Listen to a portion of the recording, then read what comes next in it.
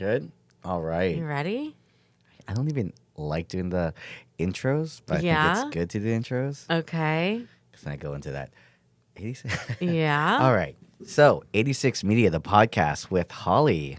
Here we go. Good friend since high school. Yep. It's kind of crazy. Yeah, it is pretty crazy. Just went to our, I don't even want to say what year, but anniversary, whatever thing. Our reunion. Weird reunion where you get to meet people that you weren't even close to yet. You didn't go, actually. I didn't go. I went. And then you tried to make some kind of forced connection. Yeah. Well, I mean, I've remained friends with people from high school that I want to remain friends with. Yeah. And it was honestly just fun looking at all the photos. I loved that. I thought that was really great. It was fun just seeing everyone just getting completely wasted in our 40s. I know. I'm so excited to be with you today to talk about this. This is going to be a really good time. Yeah. So we want to do this series where we go through different, movies, culinary movies, and see how true it rings to right now. Yeah, but, and what it says about restaurant life and the culinary landscape, and like how it is so like zeitgeisty, right? Like it's of the moment is these restaurant movies and TV shows that are like pulling the veil back over the secret world that we have been privy to, but that a lot of people just don't know a whole lot about. Oh yeah, absolutely. It's so interesting to see that has no context of what we do, and then some that are like what we're doing today, which is a menu. Yeah. Which I wasn't dying laughing. It's not a comedy. It's a dark comedy. It's a dark comedy. And I think it's funnier for restaurant people than it is for non-restaurant people. 100%. If you've ever served or did anything in the industry, and just how much we take all of that in and personal. I was like, Jesus. It really rang true, which is so funny. And if you haven't seen the movie, this is a spoiler alert. We are going to talk about the whole movie. If you haven't seen it, pause, go watch the movie. It's well worth your time, and then come back. Yes, absolutely. Because you get to... This is perspective. Holly is a food writer. I am. Here, based in Orlando, but you've written for... Yeah, I've written nationally for Yahoo, for Delta Sky, for USA Today, for The Points Guy, for tons of food and travel outlets. And I went to culinary school in Chicago. I have worked in restaurants. I've worked as a personal chef. I've done a lot of things in the restaurant and food world, and have made it my life's work to write about this stuff. It's a great perspective. And you got out. Sort of, kind of. I mean, it's always a fallback, right? Like, I was laid off from a job and like instantly got on the phone to a friend of mine and was like, hey, do you have any AM pastry available? And he was like, sure, come on in. So it's always like, it's always a good interim. I took a couple years off, went back. I did media. Now we're doing this, but I took media and then went back to cooking. And I'm like, everything hurts way more. Oh my God, I know it. So when I did that, I was like 31, I guess. And the last time that I'd worked in a restaurant was when I was 22. Yeah. And I got home the first day and I was like, oh my God, this is so different than when I was 21. Like everything hurts way more, just like you said. More. Yeah, absolutely. No, and so going back, I hope this is a good series. It's a perspective. I hate saying Michelin star chef. I am a chef that you are a Michelin starred chef. I will say it because it is worth it. My team won a Michelin star here at Soseki. I was just happy to be part of it. No, it was life's goal. Yep. And so to see something like this, and the premise of this movie, they go to this private island, this the epitome of what fine dining, the #1 restaurant in the world, and the chef is out. Spoiler alert, guys. Chef has a different agenda. Yep. Everything's been curated to the T, and he per the guests. So he knows every single guest. They've been invited there that night, kind of like Clue. It was kind of like that, and then right? whole Knives Out. Yeah. Yeah, like everyone, the whole night has been completely curated. He has an idea. He has he has pinpointed each person's weakness. Right. And it rings so true to, and we're going to get to the diners, it rings so true to, I could see, after watching, I was like, oh, I know who you are. And so, obviously it's exaggerated, but there are those guests that come in. And they have dinner with his off agenda, and this was going to be his grand finale. The opus. I'm done, clocking in. Yep. Done, and literally just off him, the team, everybody. Yep. And just get it done. Had it over and done with. I'm sure we've all had those moments in any industry where you're like, light the match. Right. Yeah. Right. Exactly. I as soon as I turned on the show and pressed play, I knew that I was just going to be dragged for 2 hours. The first line, I think, is the foodie guy who tells Anya Taylor-Joy's character. Tyler, right? Yeah. Tyler, right. He says, don't smoke, it'll ruin your palate. And from that moment, I was like, oh, shit. Yeah, you're in it. Yeah, you're in it. That is definitely something that a foodie would say when you're about to go into an incredible meal. So, you're dealing with this really in the know foodie and someone who really isn't. So you get the two perspectives as right we're boarding away. that boat. And I mean, it's this magical kind of experience. And let's talk a little bit of the background. So they did get the one of the directors, I think, or directors from Netflix's what is it? The chef's table. Chef's table, yeah. So you see a lot of that. I mean, and that really it's brought very a lot obvious culturally to the fine dining scene. The first couple of episodes or seasons of Chef's Table, which I was just enthralled. I just love. Oh, because it's gorgeous. Yeah. Just beautiful cinematography. So the way that they just kind of the pacing of it. Yep. And then they brought in Dominique Crenn, the first 3 Michelin star chef. You did an interview with her. I did interview her, yes. She's a huge hero of mine. Yeah. They brought her to do the food, which the food in this movie is immaculate. I think we should do a dinner where it's just all the food from the menu. But they're it's actually gorgeous. serving the burger at a restaurant in LA now. Oh no! Yeah, I mean, real. it's a simple burger, but it's amazing. It looks amazing. Yeah, we can talk about later about what that means. But I mean, the movie was so well done from a culinary perspective. I thought, right? What did you think about that? Oh, I thought. I mean, bringing in the food at that level, you're, and so many times that's where I think I watch movies and I'm like, that's not Michelin food, or that's not. They're trying to portray this heavy chef driven, and they really. They really brought it out. I believe all of the background cast of the chefs, they all had some kind of culinary training. So you could really tell that it was run in that certain way. And then they go through and they do this whole tour of the whole tour of the island. And I love this part where they go into the, I guess the brigade or the barracks. I don't know what you call it. It's, sleeping quarters for all the chefs, sleeping quarters, right? It's just bunk beds and a single toilet or something. Yep, pretty much. I mean, just completely stark. Right. Yeah, and so that's where they live. Yeah, it's we live crazy. together. We experience it all together. Yeah. It's so out there, but at the same time, so relatable in a lot of ways, right? It's just it's kind of weird. We gel together. We whatever. Yeah. And it was so. But I had this experience where I left Joel Robuchon. I took a 6-month stage in Spain to be one of this, just an intern at Mugaritz. It never ended up happening. I got grounded because it was a kitchen fire, but it was, you don't get paid. It's a 6-month internship. Yep. And we'll talk about that later about, people have their opinions of whether that's right or wrong in this industry. But I would rather do that than pay $60,000 to go to a culinary school. I'll just be honest. Yeah. I'd rather pay them, spend my time, and learn at the best. And right. so that was that kind of you are going to live this life. And I was so close to having that at Mugaritz. But there are places like this. This is not that far-fetched. No, absolutely. So a friend of mine is Nikolai Tram, and he was the chef at El Bulli. Right. And he recently opened a forest bed and breakfast open fire restaurant. He went from molecular gastronomy all the way down to the most primitive style of cooking, everything done over an open flame. Love it. And he is... Where's this one? It's in southern Sweden. So he's Danish. Okay. I think. Nikolai, you can correct me if I'm wrong. He's Danish, and he opened a restaurant in Sweden. Wow. And it's in the forest.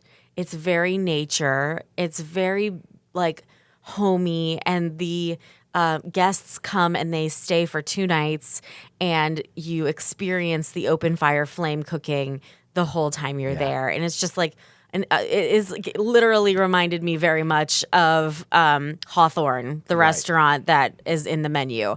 But yeah, I mean, it happens, right? Like there's these super remote islands. Like I think there's one in like the Falkland Islands or something like that. That's the most remote Michelin-starred restaurant ever that you have to take a ferry to get to. Willow's Inn, in Washington, they just closed down. But there are these episodes. I mean, when I was growing in the industry, it was El Bulli. El Bulli was the epicenter. It was in outskirts of Barcelona. They were just Ferran and his brother were doing the most amazing gastronomic creations, but it was a trek. It was a journey.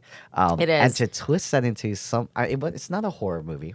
I wouldn't say it's a horror movie, but it was suspenseful. It's a suspense movie, thriller, yeah. But to turn that into something that like you're so I'm never going to a chef's last meal dinner. Yeah, ever. No. If a chef invites you to their last meal, just don't go. Don't go, because that's the whole premise. Hey, the restaurant's closing. We're having a big party. Hard pass.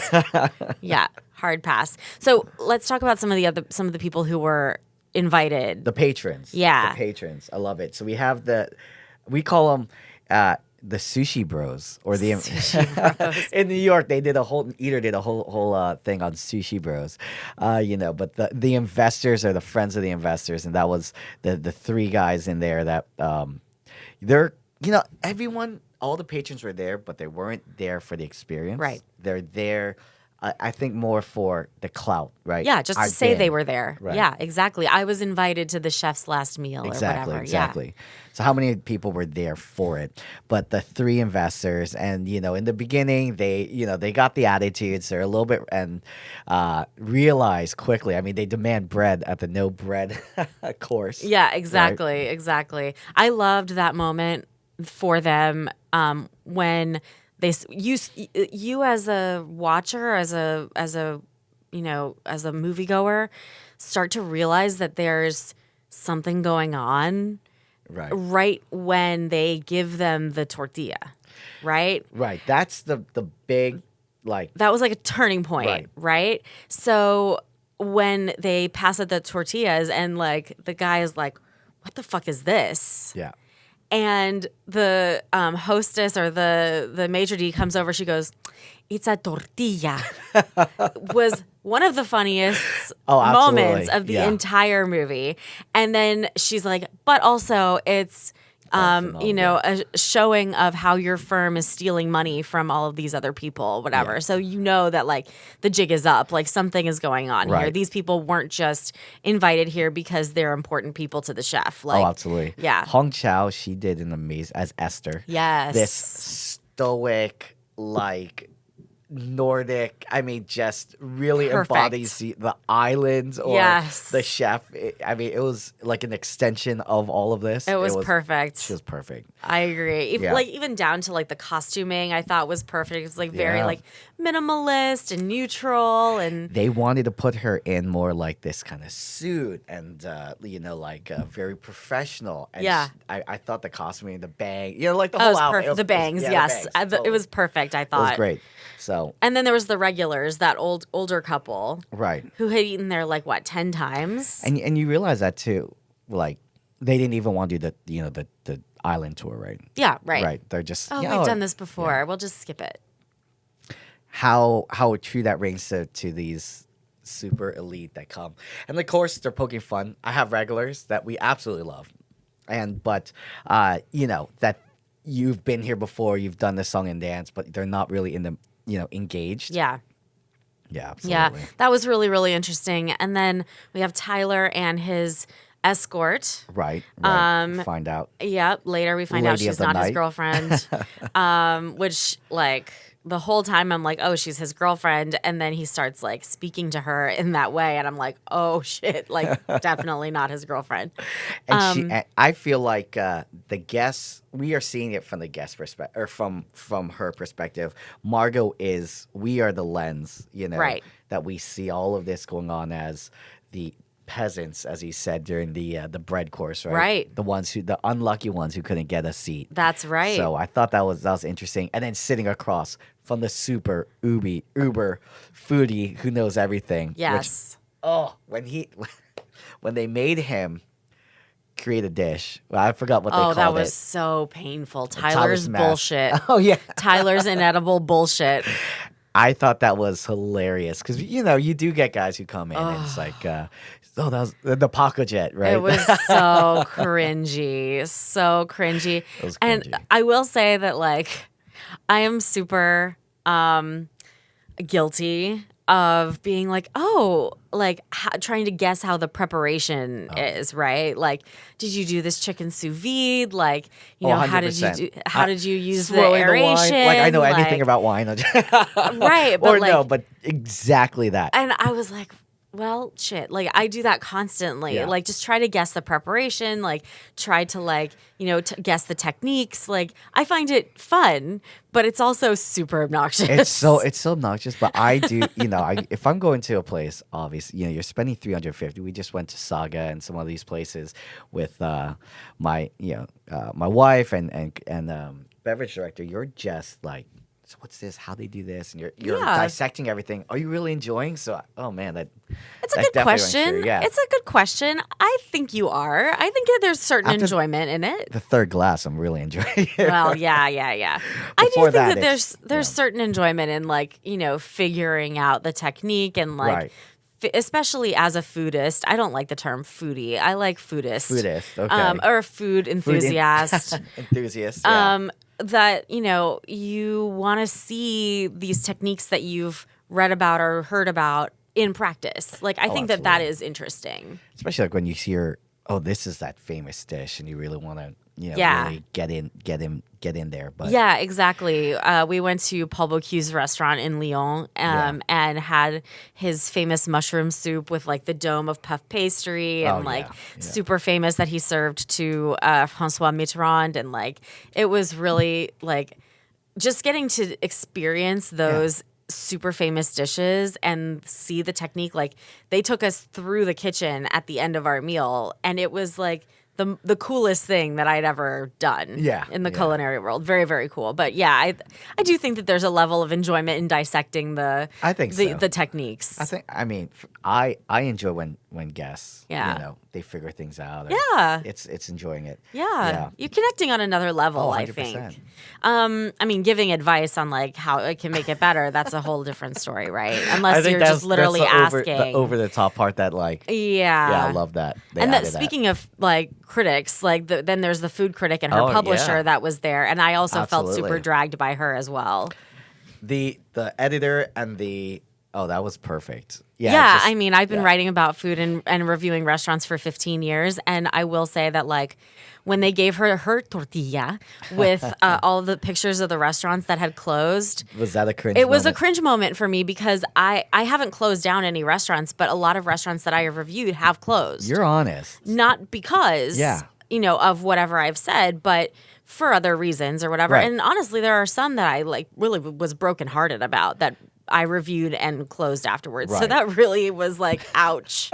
That was a real ouch for me. Oh, I definitely keep it light. I don't think that is, everyone's like, I would love to be a food critic or reviewer. I was like, it is a thankless, not fun job. It really is a thankless, not fun job. And people hate you. Oh, 100%. I one time reviewed a restaurant here in Winter Park, which is still open, by the way. Okay, good. And got so much hate mail for it. Cancel the tortillas. Hate mail. And one of the people who sent me a hate message basically said that I was taking down the economy of Winter Park with these kinds of reviews.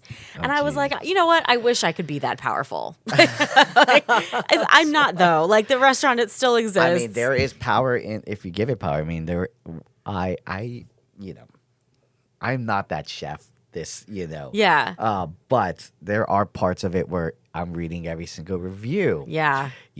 Our list, we call them chits, our little chits of every single guest. They're left-handed. They like this. They dined here before. They're friends. And we have all these notes. I hate to say that. We don't have it to the tortilla. We don't have your financial statements. But there is a level of intimacy. There's a level of we're getting to know each other. Here in Winter Park, I bet you get some juicy tortillas. We get a few. But there's definitely that aspect of getting to know the diner a little bit more. Yeah. That they appreciate, but how far is too far, right? How far is... Yeah. No, well, I mean, if it's your last meal, I guess no far is too far, right? Absolutely. And then we also had the movie star and his assistant, right? John Leguizamo. Right, the fading actor and the assistant who had nothing. That's hilarious. No reason to be there at all. Yeah. So that was the wild card. Yep. I thought that was really interesting. And he sort of mentions in passing that he might want to do a food show, of him traveling and eating. And we're just like, oh my God, we've heard this before. Can we not do this again? Anthony Another Bourdain celebrity has been laid to doing rest. Let's not do this again. Let's just leave it where it is. Let's talk about, is food shows done? I mean... I think so. Travel and food during COVID blew up. Yeah. And then... Well, I think that was obviously because we were all stuck. itching to get out and wanting to do something on our own. And so we lived vicariously through people who had already shot these shows, right? Like Tucci and whatever. But I think that if I see another person traveling and eating in Italy, I might puke. I mean, I'm done with it, truly. And I thought, I really enjoyed searching for Italy with Stanley Tucci. Yeah. But I also thought that most of what his success was with that show was his charisma. Oh, yeah. And his personality himself and his passion for it. It really shone through. But I didn't learn anything new from that show other than the best piece of TV I saw in the last year, for sure, was Stanley Tucci's Sardinia episode. Oh, really? When he talked about the migrants who would come over from Northern Africa and settle in Sardinia and in Sicily. I thought that TV was so good and so important and was the most reminiscent of the old Bourdain days where he would, on not on No Reservations, but on Parts Unknown, where he would talk about these social issues and was so... It was beyond beyond food, culture, beyond culture, and so just important to the language of what we're going through these days and things and people that are forgotten, people that we don't know about here in this country. Right. I thought that was excellent, but I agree. I think food is just food and food and travel will never leave. No. But let's try somewhere else. Although we do Italy, have now the Jose Andres' new show with his daughters about Spain. And Spain, right. Yeah, which I honestly will probably watch, but I'm not expecting anything more than what we got with Tucci. Yeah, it's kind of which is the fine. Same repertoire. And who doesn't love Jose Andres? If anyone wants to take me out to Spain or Italy, we're going to leave the comments below. Yep. PO box number. Just send a ticket. We're taking patrons. We'll be fine. Yeah. I'll take it. Yeah. No, that's fantastic. Yeah, so... I think that was it, right? The actor, and that was it. Oh, and then the mother in the corner. Do you remember? Oh, that was so bizarre. Just this random woman drinking in the corner. He introduces her second or third course. Yeah. I thought that was a great portrayal of... What did you think about that? I want to know more what you thought about that. I thought they could have gone more into that storyline. I think it was just like a visual aid of just how bad his childhood was, but I don't think there was anything else to really go further. Why do you think he would invite his mom? It's his last dinner. Yeah. I don't know. That was kind of bizarre to me. Yeah. So we go through the courses. Yeah. We go through the courses. I love that. That when it's really getting serious. Yeah. Was the first death. The first death was the sous chef. Yeah. I think that was really interesting. How they portrayed the sous chef as you'll never be as good as me, no matter how hard you try. What do you say? Do you want my life? And he says no. Yeah. I think there comes a point when you go to a restaurant of that stature, I want this chef life. Yep. And it is back-breaking hard. Yeah. I mean, I've done almost 20 years in this industry, working for, we did fast casual in the supermarket, but I was at Robichon and all these fine dining restaurants, but at the top it's lonely and it's tough. It's people at its but it seems so glamorous, Mike. They are firing at the highest level, but there is no qualms of the wake afterwards. And that's changing in our culture. Yeah. Like what we really don't yell at our restaurant or do any of those things, but it was a very, I don't even want to say just yelling, but I stage a linea, El Tuo and Le Brenadin, but there's an intensity there. Yep. That comes with being at the top and producing this. So, I mean, the question always comes to is art is, to me, food is a craft. Mm-hmm. There's artistic aspects. Absolutely. But then you can go to a Broadway play, spend $300, be fine with the experience. Mm-hmm. But then people will never, it's very hard for people to swallow that pill for food. Why do you feel true. that is? That's true. Visual, sound, going to festivals and things like this. Yeah. But with food, it's always been the sensory experience that just doesn't get its I think full. More with shall we call it brown people food? Is a harder pill to swallow. Dark yellow. Yeah, you're dark yellow. I think that it's a harder pill to swallow when it comes to the foods of non-white people. Yeah. And French food was elevated. They, escoffier, just French food is the pinnacle, right? They created the brigade system. The Italians taught the French to cook. Sorry to all my French friends, but they did. And then, noodles came from China. You're good with, that's right. That's true. The Chinese taught the Italians. Yeah. But I think that other than in Western Europe, it's hard to convince diners that your food is worth $350, I don't even know sitting. if it's just the whole hierarchy of, Anglo-Saxon, whatever. I think it's still just a hard pill as a chef to be transitioned to where it's art. Mm-hmm. And El Bulli, I think, was one of those places. Mm-hmm. I think, nowhere on our do we ever, and it's not that I'm trying to hold myself to a pedestal of we're an artist here, but it is an experience because you could get this food, not say anywhere, but it's a chef expression. We just had a terrible review that where's all the high-end things on the food? Where's where's the caviar and where's the expensive ingredients? Okay. One of those reviews. Okay. And I think Noma was one of the first that broke out and said, hey, we have nothing. There's no foie gras. There's no olive oil. There's none of it. Yep. You're experiencing something different, something new. Yep. And you may not get it. And I think that is somewhat art. Yeah. So where do you, I guess I'm questioning myself is, at one point do you say, you may not like everything we offer you, but it's an expression of what we're doing? And then are people I think willing that's to pay exactly for that? what people pay to go see, a play or a musical or go to a museum for. Like, you're going to go to, let's say, the Prado in Madrid, the most famous museum in Madrid. You may not like everything that's in the Prado, but you go there and you see what they have and you've experienced it, right? And then you can say, okay, I've been to the Prado and I liked this, this, and that, and I didn't like this, this, and that. And that's okay. Like, that's what art is for. Art is not for everybody. Just like, if it was for everyone, it would be McDonald's, right? No, absolutely. So, I mean, you go to the Louvre and people will be like, oh, well, I thought the Louvre was super boring. And other people will be like, oh my God, the Louvre changed my life.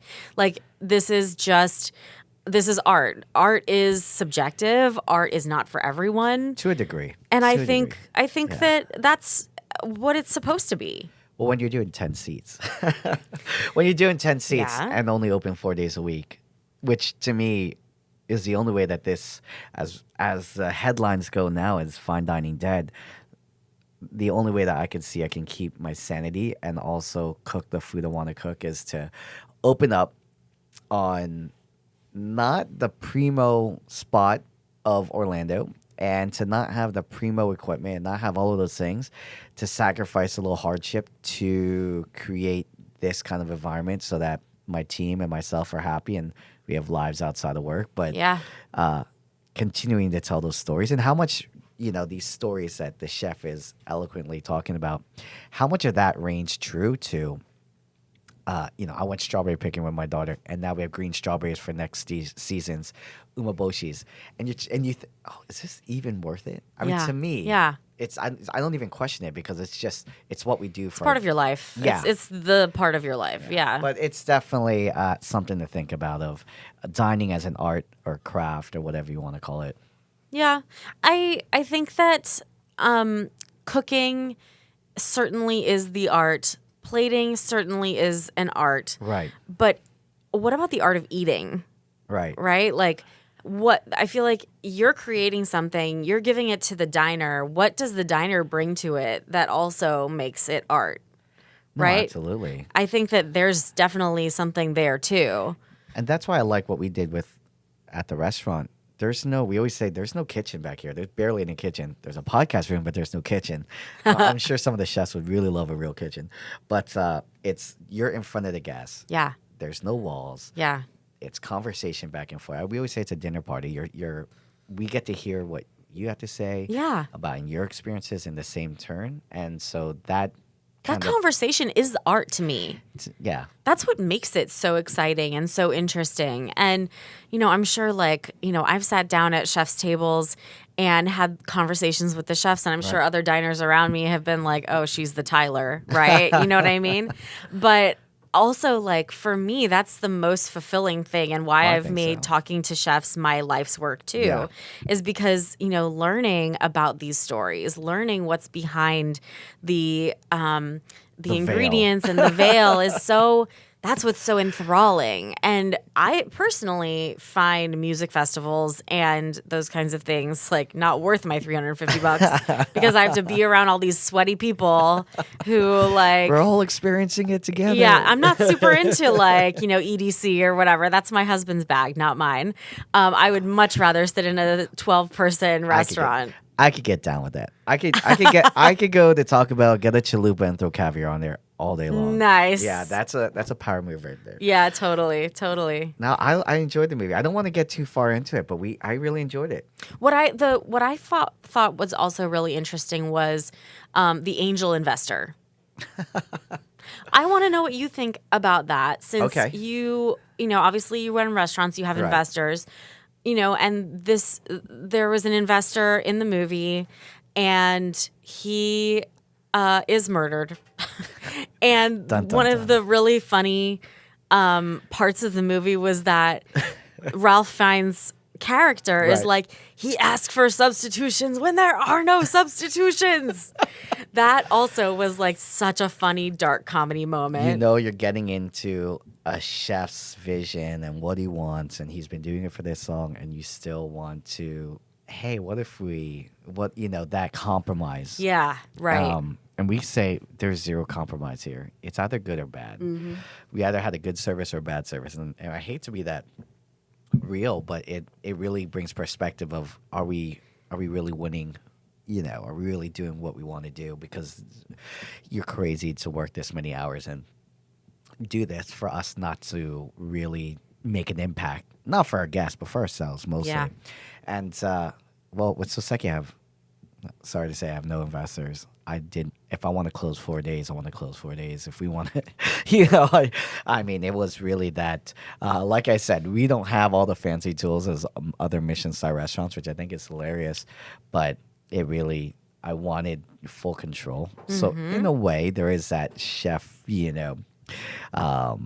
stoics mentality of finding perfection. I want it a certain way. And the only way to achieve it, because I couldn't do it in 20 years, I'll always have some investor have other projects that, this is fantastic, but if you could keep going, and there's always that aspect that I get nervous to, have complete free range. But that's definitely, I'm sure there's a lot of chefs out there who was like, oh, okay, Yeah, I'm sure there were. There's a good way. There were.